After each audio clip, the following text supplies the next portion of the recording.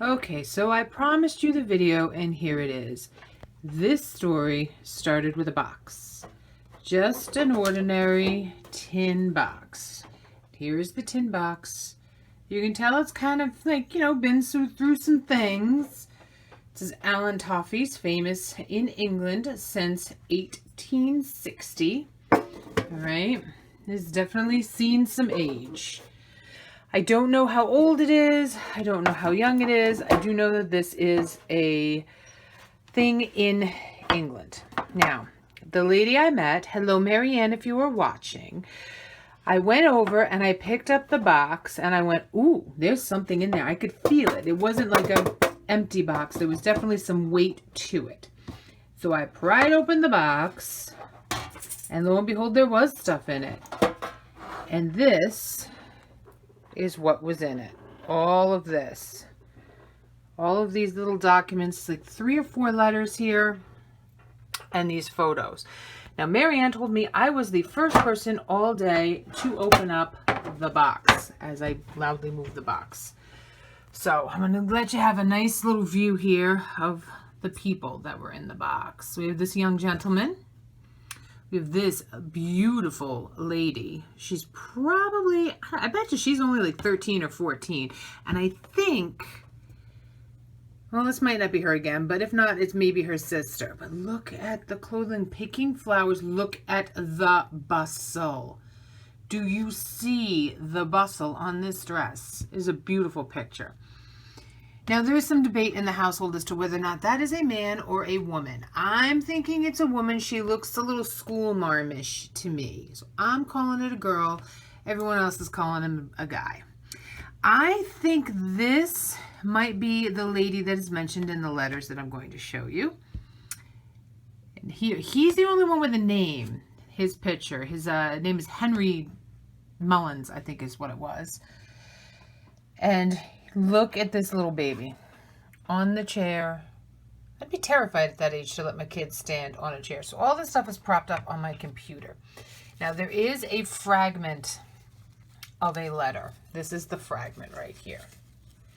Okay, the gentleman whose mail or correspondence this mostly is Edward Jones. Mr. Edward Jones. And this is his Edward right there, to Edward Jones, Esquire. Now, this, I'm not sure what that says. I think it might say Messrs. John Williamson, perhaps? And then it says something South Tewkesbury, London. So I'm thinking this was the outside of the letter that is here. Right here. This is the old baby of the lot. This is right there. The 11th of October.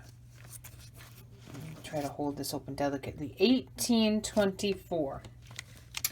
And this all goes into description from the best that I can read it, and I have to take a little bit of a better look at it, about maybe purchasing or selling some horses. And you can see somebody did tape the letter at one point in time, but the tape is really old in and of itself. It's yellowed significantly here. You can see right here in the corner with age. All right. And it is signed down at the bottom. There's the gentleman's signature who's coming to. Yours most sincerely, or something along those lines.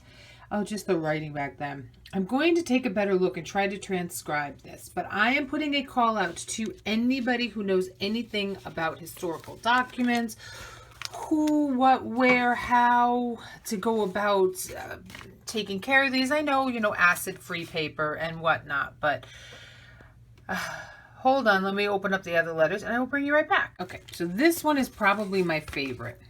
And only because I can read all of it. This is to Mr. Edward Jones, Queen Street, Cheapside. I love that there weren't even any postage on it. This is really neat. I have been able to do a tiny bit of research on this. This is a court assistance of the Russia Company will be held. I don't understand what a court of assistance will be held on Friday the 7th. I'm thinking this is February, and I have no idea what that says right there. At 12 o'clock noon precisely. I love that they underlined the word noon precisely.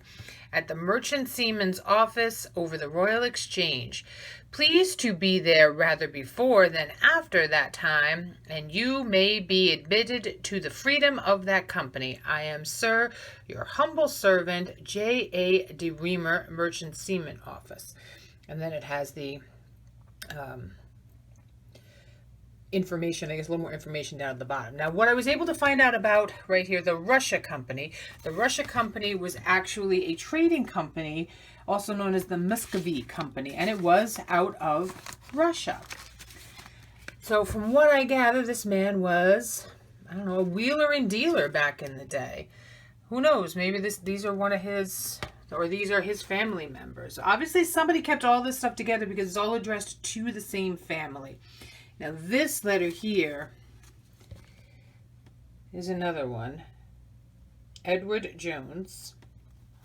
And look at these stamps. This is from the Netherlands.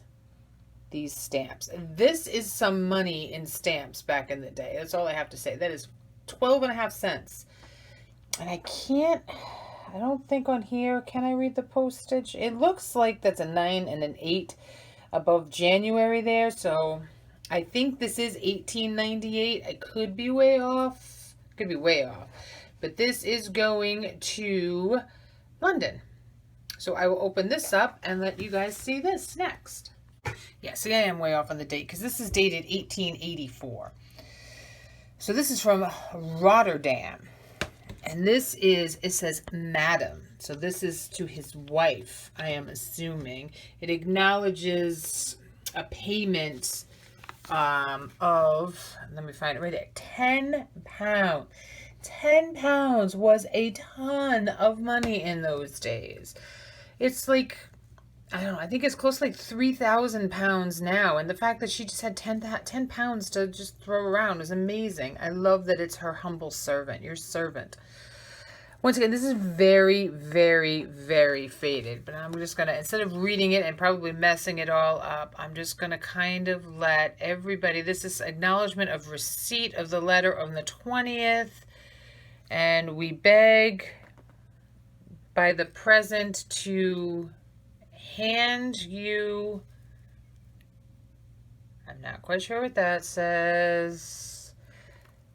And I'm not quite sure what all of this says because it's very, very, very, very hard to read.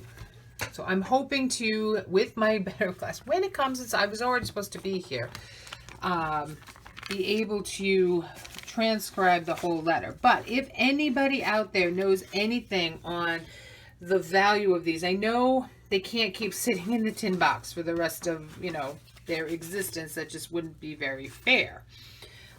It would also damage these, probably a lot more than they have already been damaged, or continue in their deterioration. I'm going to put them in some acid-free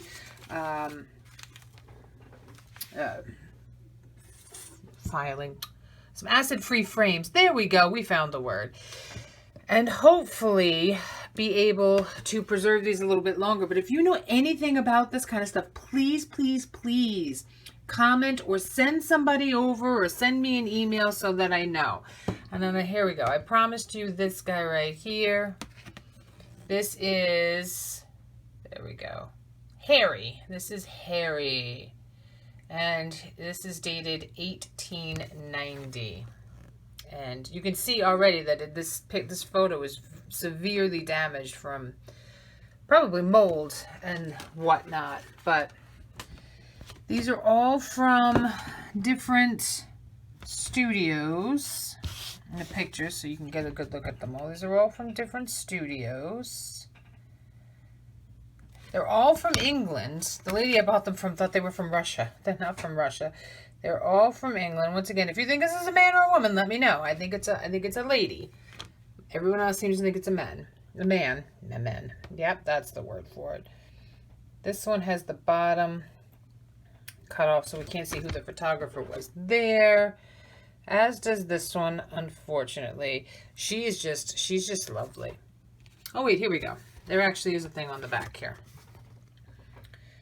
There is something on the back. Special first.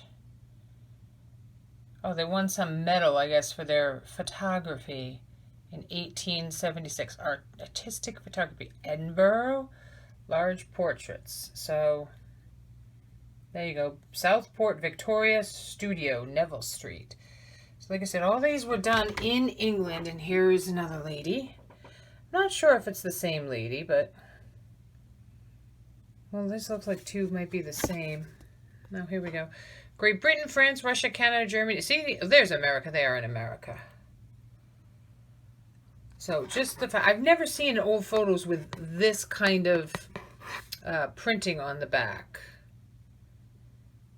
So, I think in England they don't say Derby. They say Derby. Could be wrong. Hull, Dundee, Newport, Mount Carlisle, Middlesbrough, Derby. The largest photographers in the world. Apparently they are. Look at all the places they were at. So, once again, if you know, or maybe you're part of the Jones family and you know, you're like, oh, she's sitting on my mantelpiece at home. That's my great aunt's Ethel. I don't know. So, these are the pieces that I picked up, and I promised Mary Ann that I would let her know if I found out anything, that I would reach out to the community and see if anybody could come up with some answers. So now they're going to go back in the home that they've stayed in. How they got from England to way upstate New York is beyond me, but they were obviously important to somebody. And yeah, that is it. As always, thank you for watching. Please like, share, and subscribe to this video. And stay swanky and stay classy.